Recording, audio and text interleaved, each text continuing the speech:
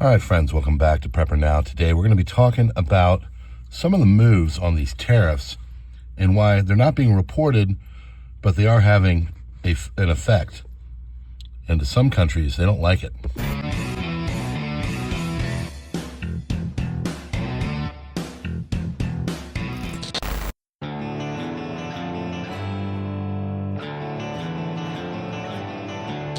Welcome to PrepperNow.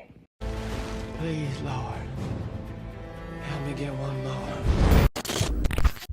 Ladies and gentlemen, this platform is actively targeting preparedness channels. Best way to fight it is to engage, like, share, subscribe, join us as a member, or join us on the other links in the description to end censorship.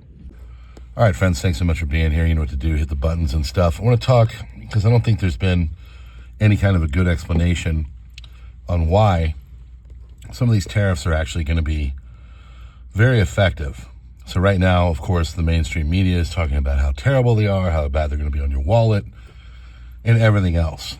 Now, if it comes to Canada and Mexico, to be honest with you, I really don't think it's going to have that much of an effect. Most of our companies have moved up there and do a lot of their manufacturing over on their side of the border to avoid tariffs. So the main one country that is going to be really affected by this is going to be China. So you have to understand what is going on. A lot of people are like, why is Trump trying to court Russia so much? Well, if you know anything about the Cold War, if you know anything about the 1970s and 80s, America at that time started to force other countries around Russia and turn them into an isolated entity. Well, that's what they're doing now with China. So what do they have to do first? First thing they have to do is they have to get Russia into a more normalized state, which of course is tough due to what's going on in Eastern Europe. But they're starting to do that, and they need to have a resolution or a resolve, an end to what's going on in the Middle East and what's going on in Eastern Europe. Eastern European one is a little bit more close. The reason why is because basically there's no gas in the tank for Z-Man and his buddies. And yes, I'm going to have to use code more going forward on this channel.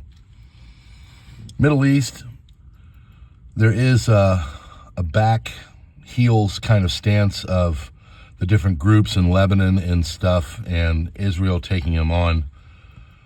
And we can help them, but there's a little bit more to go. So it remains to be seen what happens with that. But as it pertains to China, China is really in a precarious situation right now with their economy. Their real estate sector is trash.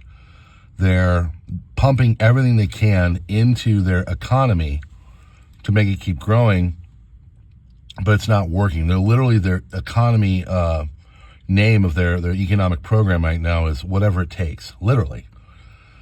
So they're having problems. And what Trump is trying to do is to isolate them. We get much more from them than what we do from what they get from us. So if they slap tariffs on our products, it really doesn't affect too much. If we slap tariffs on their products, that affects a lot, and they have problems. So the goal is to isolate them financially and to get them to come to heel and to basically start to break them down on an economic level like we did in the Soviet Union. And that's exactly what took them out in the mid and late 80s, when they started to have to make differences with perestroika and such, glasnost. So here we are. China's not stupid.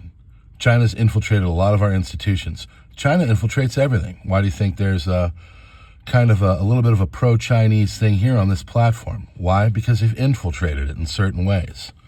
They want everybody to look at China in a beneficial way, when we all know deep down there's nothing beneficial about them. So that is what's going on. Trying to isolate, trying to get them so we can work on them economically. And as you're saying, that's why they're starting to use war words and stuff like that, like yesterday. They know what's on the horizon, but so do we. So as it pertains to other things on this channel, there's a person that was trying to kind of, railroad the comments, and a lot of people commented. The guy had a green label. I'm not going to name him. or a green avatar. That is called a roll con.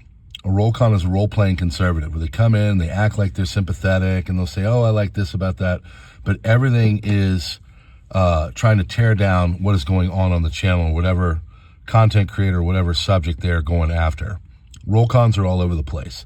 I exposed them when I first started on this platform with Act Blue, and it is what it is. There are programs out there that are enacted by leftists to go out and to go after content creators and make people seem like they're sympathetic and on your side, but deep down they are role-playing conservatives, and they are funded by NGOs and other things like USAID.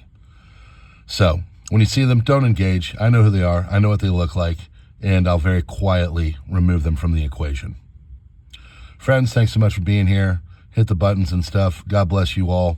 Links in the description, and we'll see you on the next one.